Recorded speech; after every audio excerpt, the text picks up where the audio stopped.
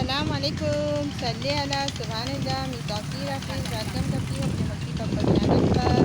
और आज आपको पंजाब के जो है अमरूद गावा सारी सिर्फ सारे प्लांट के ढेर हमारे आए हैं। ये देखिए ये प्लांट ज़्यादा इसको दिन नहीं हुए लगे हुए।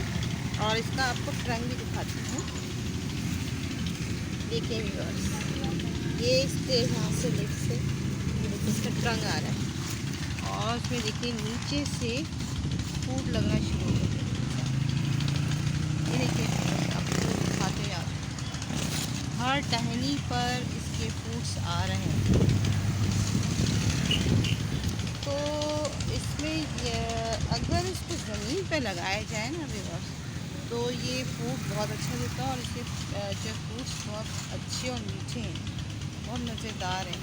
तो इसमें केयर मैंने पूछी थी तो उन्होंने बताया था कि हम इसमें काव डंक और पानी का ख्याल रखते हैं और गार्डन सॉइल तो होती ही है और जो रिवर सैंड डालकर और इसमें हम अगर कोई वो हो जाता है तो ये बड़े पैमाने पे स्प्रे करते हैं नर्सरी में। तो देखिए सारी इसकी इंफॉर्मेशन दी। पहले मैं जब आई थी व्यूअर्स तो मैं इसकी शूट करने वाली थी, इस पर एक भी पत्ता नहीं था विंटर में। अब देखिए समर में कितना अच्छा इसमें देखिए कितने फ्रूटिंग पर आ गया, सब में फूड आ रही है। और देखिए व्यूअर्स सबसे ये भी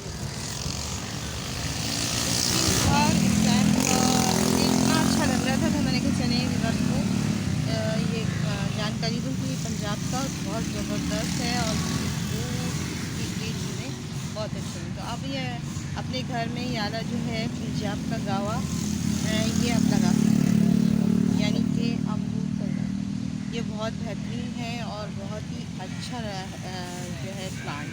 तो गावा का प्लांट आप अपने घर में लगाएंगे ना, तो मैंने इनसे पूछा था कितने साल पुराना है। मैंने कहा कि इसको ज़्यादा अर्सा नहीं हुआ, 3 ईयर्स का है और सिर्फ हमने इसको लगा दिया तो जो इसमें पिछले साल के इसमें आए थे है उसमें ये इसमें फ्लावरिंग आई थी और बहुत सारे फ्रूट लगे थे।